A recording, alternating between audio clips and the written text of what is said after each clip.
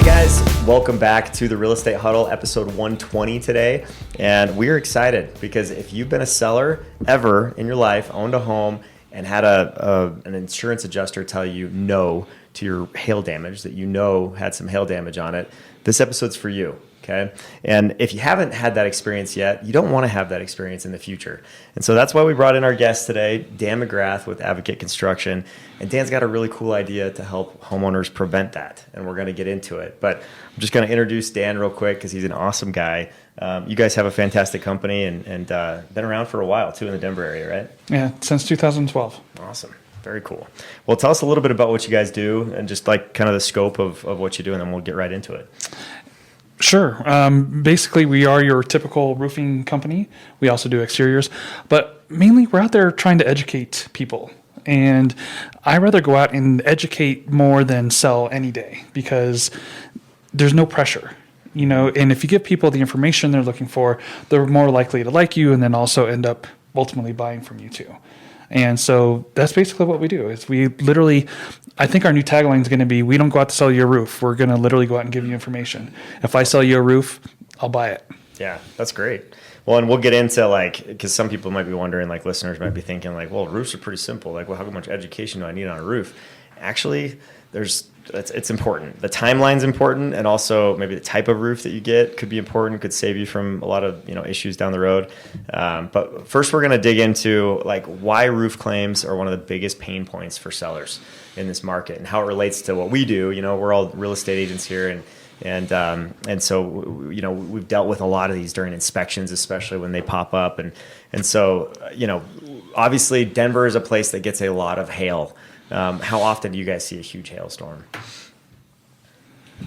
We're seeing, we probably see one a year at least, right? One big one that is enough to provide damage is at least what I'm seeing. But I live out in Parker, so sometimes it can be worse out there. Sometimes it can be worse in Highlands Ranch. But typically Highlands Ranch isn't as good as Parker. So he's so naive in so many ways. One hailstorm, Dan, help him out here.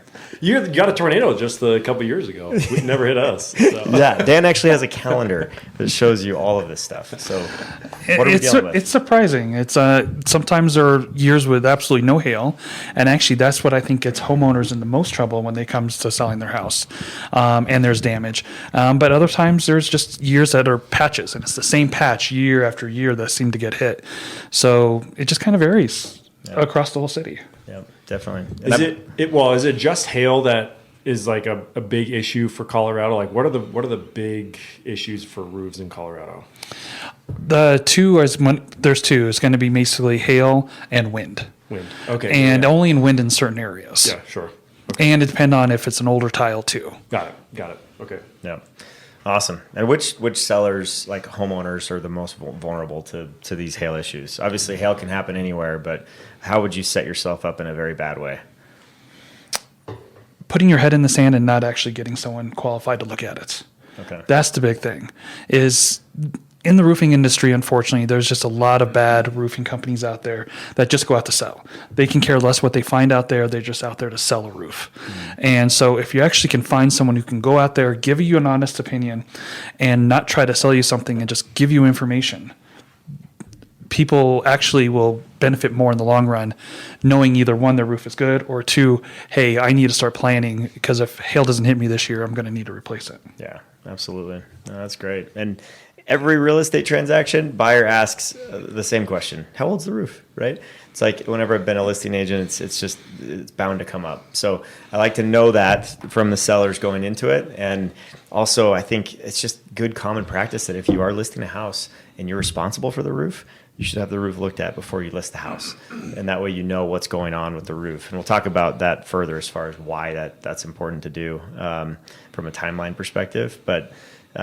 Inspectors, that's one of the big ticket items that we look at on every home. That's, the cost can be anywhere from, on a really small home, maybe $6,000 to $8,000. On a very big home, Dan, I'm sure you've done some commercial stuff too, but like big homes, you could be dealing with $40,000, $50,000 worth of roof damage, right? If you're not insured properly. So that could be a big deal. Yeah, you mentioned like older tiles, you're more vulnerable. Could you touch on like the difference between, let's say, a class 3 roof and a class 4 roof and what that actually means? Sure. In the shingle world, if you're dealing with an architectural shingle, there's two classifications, a class 3 and a class 4. They look exactly the same. The difference is just how they're made. Class 3 is just going to be your backing, tar paper, and your particulates. Your class 4 is going to have a more rubberized base. So instead of when hail hits it, the particulates kind of spread out. When it's a class 4 and it's more of a rubberized, it'll actually push those particulates deeper into the rubber instead of shooting them out. So you're not going to see the same amount of damage than you would on a class 3 roof. I mean, you'll still maybe see a little bit of the dents, but you're not going to see like those big black marks that you would see on a normal hail roof. It's a good question. And that's crazy too. Like the cost to upgrade, what is it usually like? I mean, a normal size house, like anywhere from $1,500 to $3,000 maybe to upgrade. Yeah, it's not that much. But it literally saves you like 50% in some cases on your homeowner's insurance. Yeah, that's what I was going to say. Is like insane. the difference between UL3 and UL4 is quite a jump on your insurance. Huge. Because that's what most break, I insurance should companies say. are paying out on is hail claims. So if they know that that's a lifetime shingle that's like very hail resistant, I don't know if you can ever say hail proof, right? But it's like Right. it's very resistant to hail, then they're willing to do your insurance policy for half the price in some cases, which is in Colorado right now, you know, and I know a lot of us are paying over $5,000 or over $6,000 a year in your policy, your premium. Yeah. So that's a $2,500 to $3,000 savings just to pay $1,500 to upgrade your roof. I mean, that's a no brainer, I think. Yeah. So Yeah, whenever we have a buyer who they're getting a roof replaced, I'll advise them like, hey, pay that nominal difference to get the class 4 shingle, and then it's going to save you a ton on insurance. It'll make a lot more sense to do that. And it also helps out the new buyer too.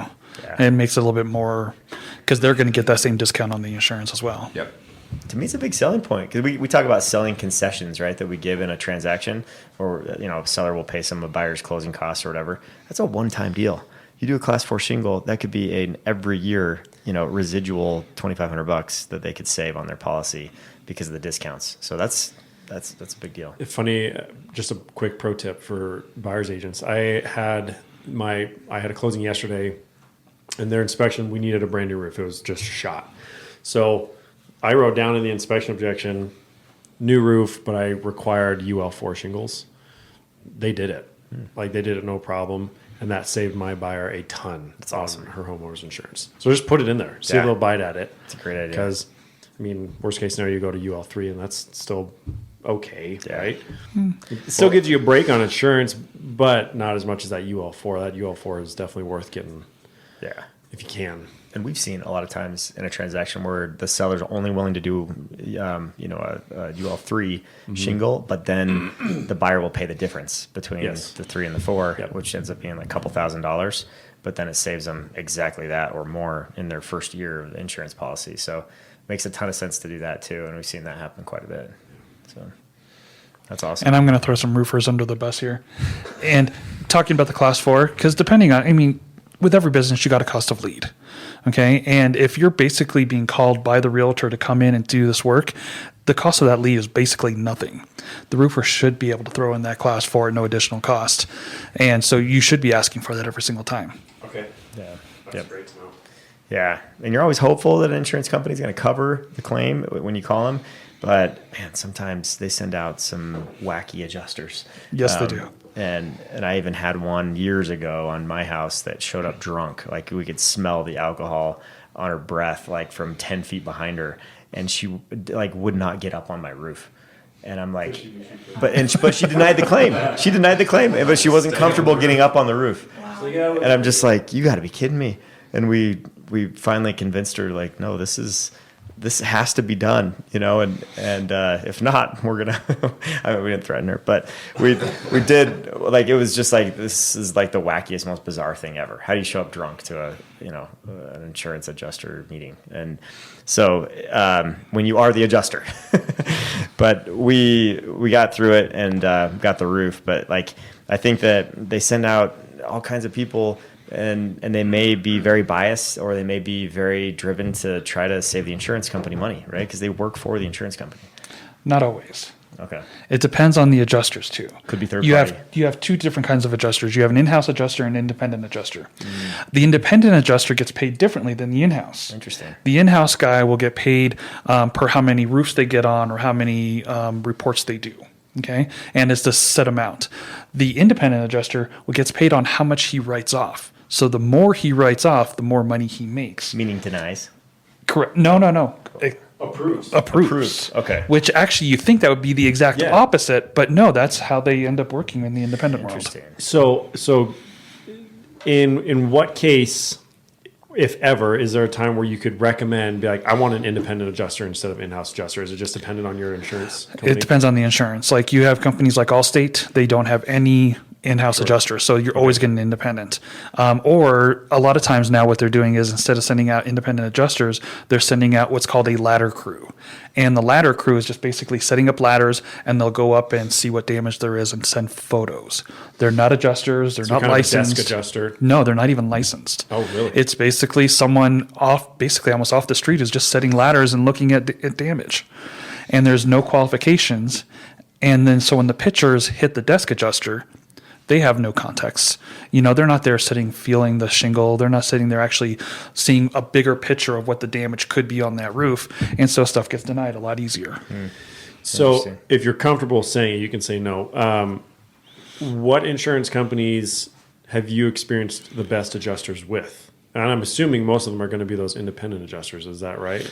Yes. And again, with independent adjusters, when a storm hits an area, it's called a catastrophic event. Sure. And so a lot of independent comes in for every company.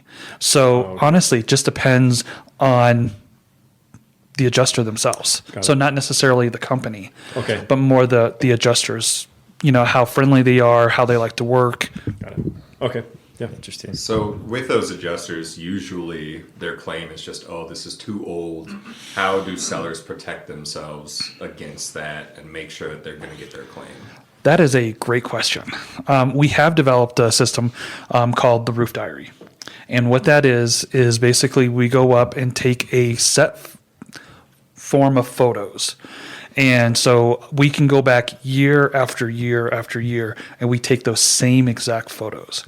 So if an adjuster does come up and say, hey, this is all old or wear and tear, it's like, well, Mr. Adjuster, here's your last 2 years of these exact same photos, and you can tell in April, this damage wasn't here.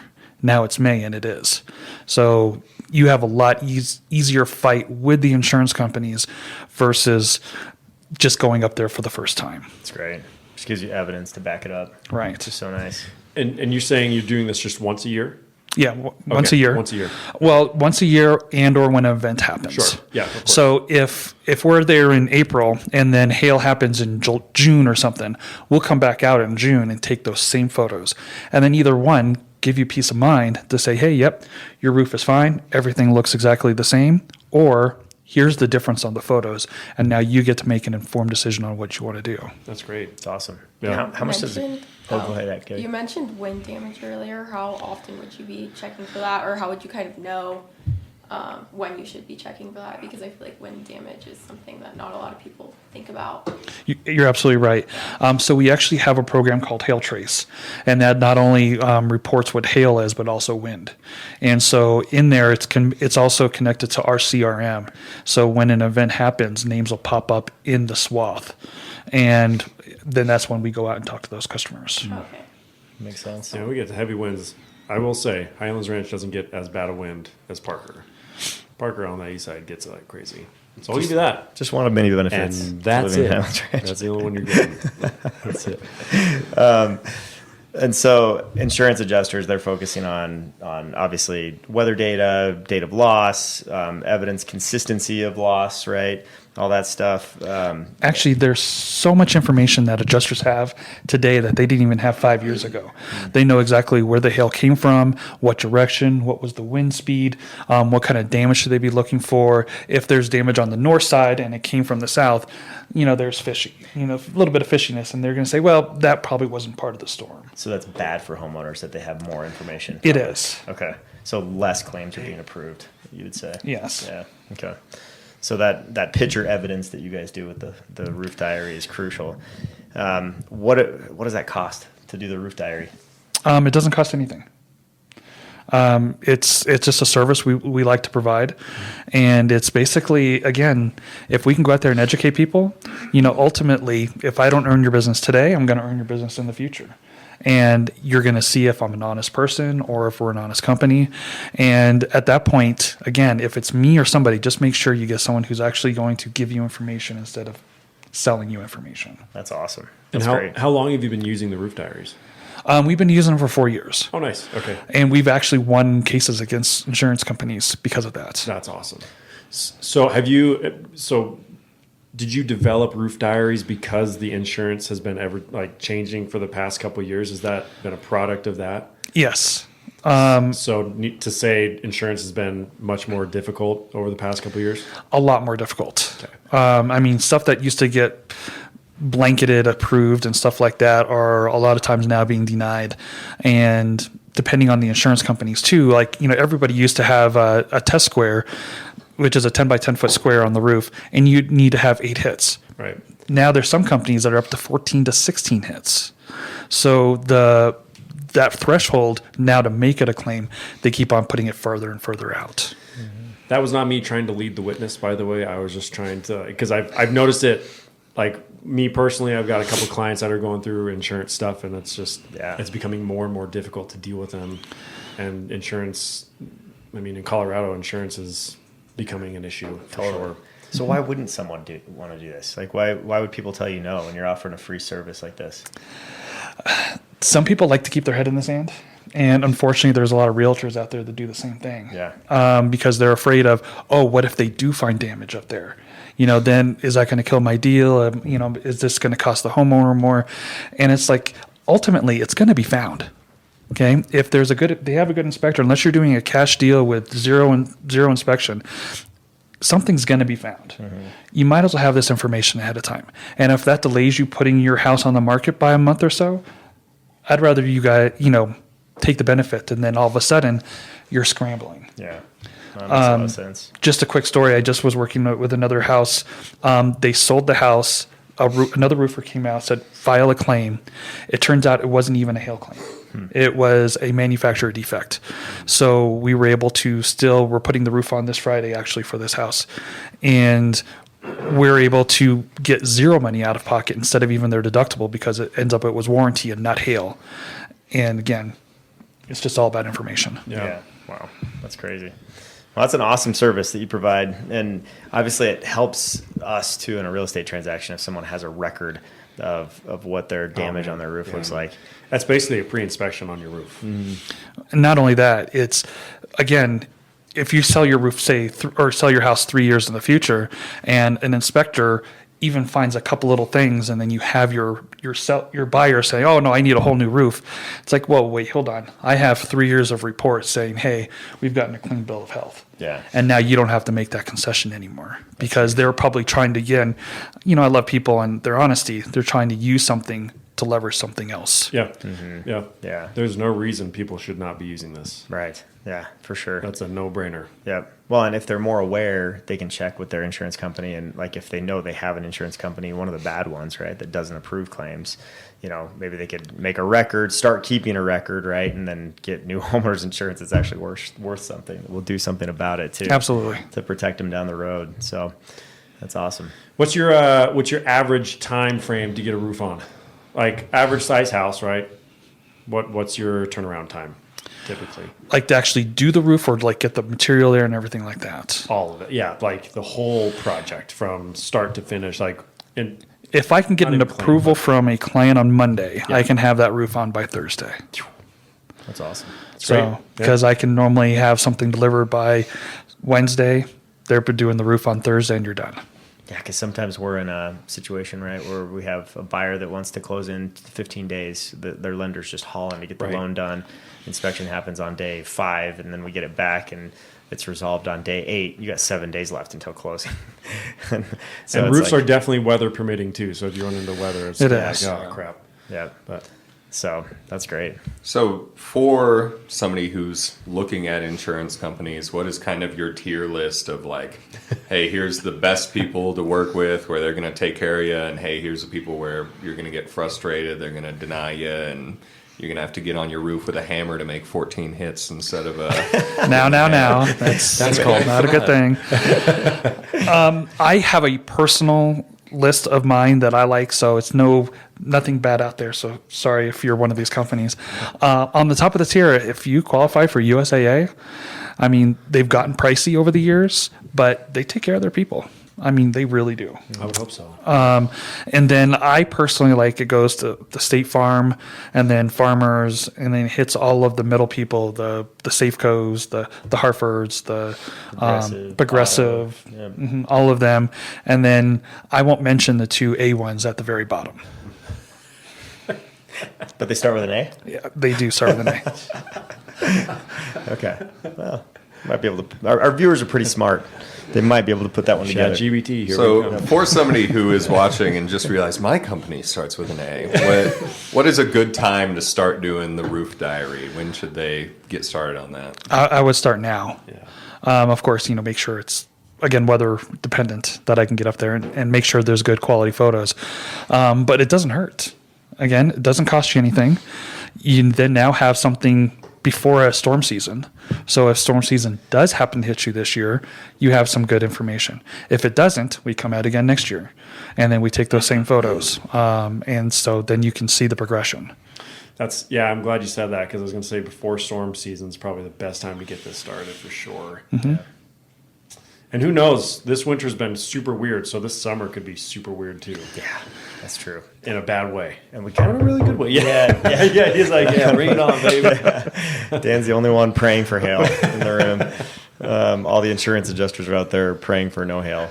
They're on the complete opposite end of the spectrum. Yeah. But yeah, well, that's a really valuable service that you provide, and that can help a lot of our clients as far as that stuff goes, to help them get through inspection. That's the biggest hurdle we face in the real estate transaction. Once we're under contract, 20% chance that thing's going to fall apart because of inspection. Right. Once we're past that, we have an 80% chance once we're past that, we've got a 95% chance of closing with just appraisal and loan deadlines remaining, usually. So that's a huge service. So awesome. Well, thanks for joining us today. And I think, if you're a homeowner listening to this and you're like, crap, I've had my roof for 10, 15 years and I haven't even gotten it looked at once, that would be a good time to call Dan with Advocate Construction. And they've got a great company that can come check it out and make sure that you're not in a bad spot, right? And identify some of those things. Also, be aware of what your deductible is, right? Probably Absolutely. So that people know, it may not be this humongous expense, or it may be bigger than you think, but you just got to know what your policy looks like. And Also, not just your deductible. There are some companies out there now that are now prorating your roof once it gets 10 years old. So it went from full replacement to actual cost. So, if you have a 10-year or 11-year-old roof, now the insurance company may be only paying 70 to 75%. Gotcha. That other 20 to 30 need to come out of your pocket on top of your deductible. Yeah. And depending on your shingles too, it could be even worse. Yeah. Tell me this. So I just had a client, not even a client, just friend of mine. They had roof damage from a little while ago. Their deductible changed from $2,500 to $5,000. So they were under the impression that they were going to have to pay a $5,000 deductible. But because the hail damage was done when their deductible was actually $2,500, they ended up paying the $2,500. Mm-hmm. Is that I'm assuming that the roof diaries can be a huge helper for that type of scenario. Not necessarily, because that's a pure insurance one. Sure. So if whatever policy you have in effect during that storm, or whatever deductible you have during that storm, will take effect. Got it. Okay. And that's why a lot of people, when they, say they have a really bad experience with their adjuster, and they said, "Oh, I want to change companies, but I don't want to ruin my roof, getting my roof replaced." It's like, it doesn't matter. They are now, they have a contract with you. You have to replace it. And so you can change your company whenever you want to something else that you're going to prefer. Sweet. Awesome. That's great. Well, call Dan if he can help you with a roof diary, and appreciate you joining us today. Thanks Good for to have having you me. on. Yeah, absolutely. And just remember, when it comes to hail, it's not about playing defense only, right? You got to play some offense. You got to prepare ahead. Make sure you're ready for this kind of stuff, because it happens often in Colorado if you live here. And then also just keep us in mind if we can help you in any of your real estate needs. And we're always happy to help. Thanks for listening.